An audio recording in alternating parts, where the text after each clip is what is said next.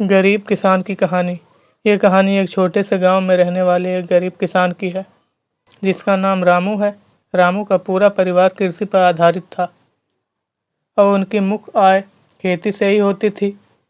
वह एक छोटा सा खेत में जैविक खेती करते थे और उन्हें खेती में विशेष रुचि थी। रामू की कहानी उस समय से शुरू होती है जब उनके पास बहुत ही कम सामग्री थी, लेकिन उनकी मेहनती और आत्मविश्वास की वजह से वे किसानी में सफलता पाने के लिए कठिनाइयों का सामना करते गए।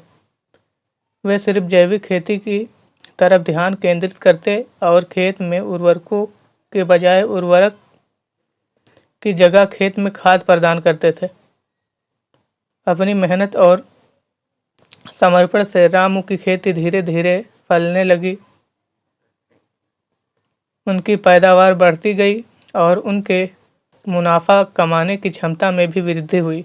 वे अपने उत्पादकों को स्थानीय बाजार में बेचने और इससे उनकी आर्थिक स्थिति में सुधार होने लगा। रामू की सफलता उनके परिश्रम, संघर्ष और सहनशीलता की कहानी है।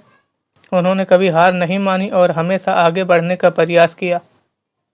उनकी कहानी गांव के लोगों के लिए प्रेरणात्मक बनी और उन्होंने दिखाया कि छोटे सपनों को हकीकत में बदलने का सबसे महत्वपूर्ण कदम है मेहनत और संघर्ष।